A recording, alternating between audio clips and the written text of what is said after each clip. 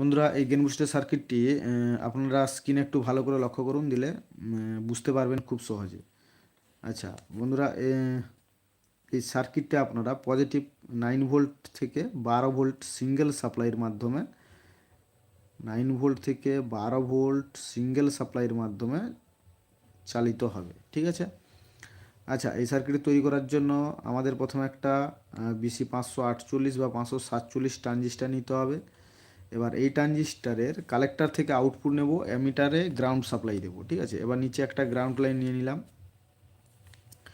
কালেক্টরে positive supply দিতে হবে একটা 4.7K রেজিস্টারের মাধ্যমে, ঠিক আছে, 4.7K রেজিস্টারের মাধ্যমে।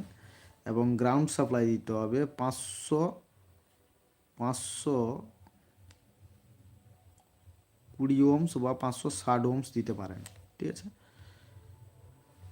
এরপর পজিটিভ সাপ্লাই থেকে একটা রেজিস্টার ইউজ করতে হবে। রেজিস্টারের নাম্বার হচ্ছে 220K। আর গ্রাউন্ড থেকে একটা রেজিস্টার ইউজ করতে হবে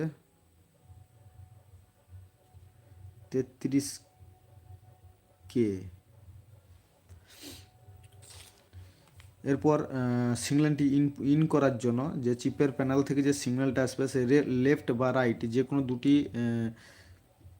সিগন্যালের মধ্যে যে কোনো একটি সিগন্যাল এখানে একটা 1 UF বা 2.2 UF 50 ভোল্টের ক্যাপাসিটার দিয়ে সিগন্যালটাকে ইন করতে হবে, ঠিক আছে। এই জায়গায় ইন করতে হবে। দিলে কালেক্টর থেকে আমরা আউটপুট নিব একটা 4.7 UF 50 ভোল্টের ক্যাপাসিটার মাধ্যমে। হ্যাঁ, এইভাবে আপনারা গেন বুস্টারের সার্কিট তৈরি করতে পারবেন। এবং চিপের যে প্যানেলের যে গেনটা থাকে সেটা এখানে ইন করবেন, এখানে এটা হলো ইন।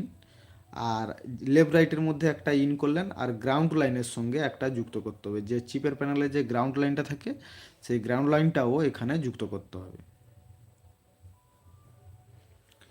দিলে আমরা এখানে কালেক্টর থেকে 4.7 UF 50 ভোল্টের ক্যাপাসিটার দিয়ে এখানে আউটপুট পাবো। এবং আর একটা গ্রাউন্ড লাইনটা সেই আউটপুটে যেখানে আমরা সিগন্যাল ইন করাবো এই আউটপুটটাকে, সেখানেও একটা গ্রাউন্ড লাইন এখান থেকে নিয়ে যেতে হবে।